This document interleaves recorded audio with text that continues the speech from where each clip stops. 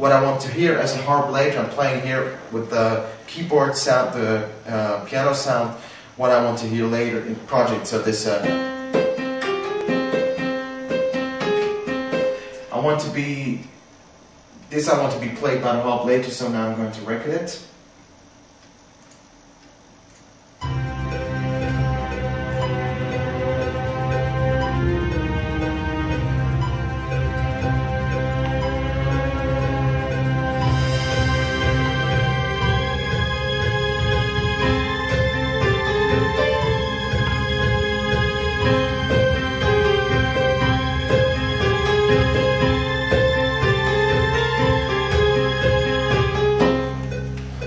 Okay, so that would be that little part. Of course, I just record it now.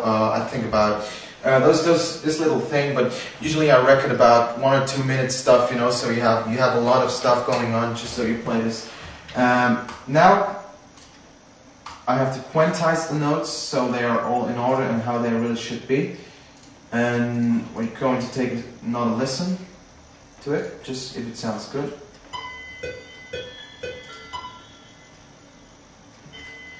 Now we have a filter activated that makes a little distortion sound. I have that added when at the very beginning of the song. You will hear it later.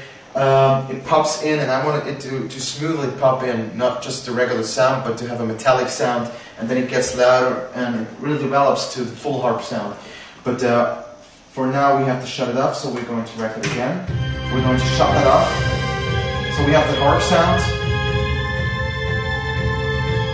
It's a bit silent now, but you'll hear it later.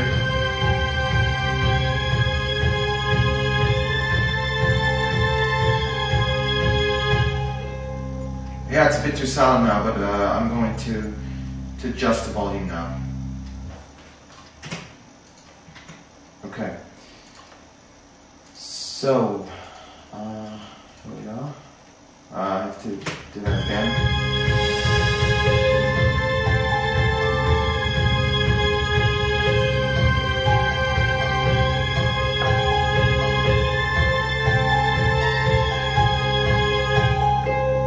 Yeah, that's good. That's quite good. Okay, so we have the volume set. I have to check if I want to make it an octave lower than now. Oh, that was a little failure in it. We're just going to check how it sounds an octave lower. Going to check it in the whole context. No, I like it 1 octave higher. It's quite good like it is.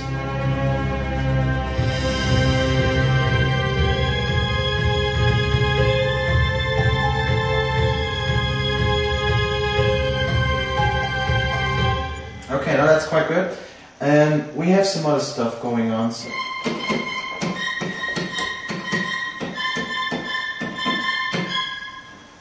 those are high strings. And this is a great sound I just found recently, and you can do a great bass line with that, you know, something like...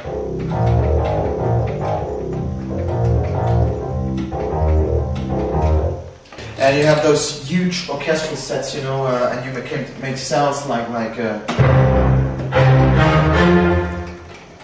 and you can do really amazing stuff with that. Yeah, you can go...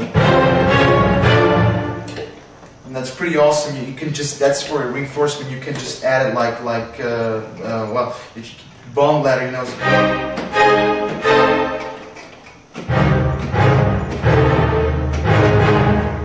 And that's pretty effective, so you can use that as well.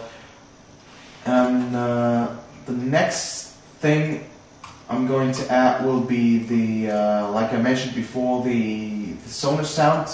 Like people call it, but it doesn't really have a name, so I always have to say sonar sound. Of course, it's not a sonar sound because it's funny because the source sound isn't even a sonar. It's a mixed tambourine sound, but people and I also call it a sonar sound because it sounds similar and doesn't even have a name. It's a bit of pity though. You could say something like Sarah sound or something. That's this. Basically, what you have to do just to figure out which key you want to take. think this is quite good. A little bit more silent.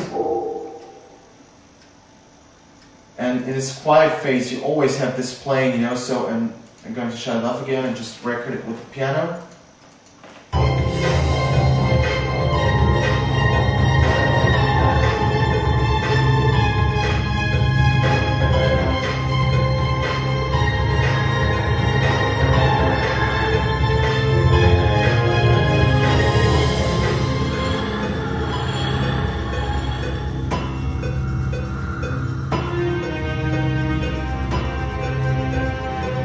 To listen to it. It's not quite done, but sometimes I always just record some little parts to check if everything is alright, and if I see that everything is alright, I do it again, just the full one. So now we're going to check the volume.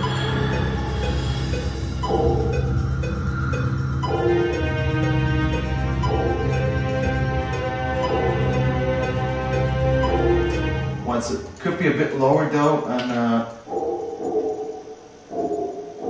so this is good, and it could be have a little more reverb.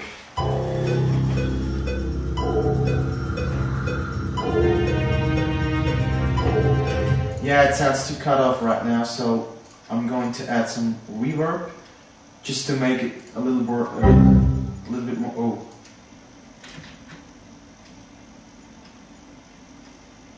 Okay, so seems like we're done today because the program just shit. Well, that happens from time to time.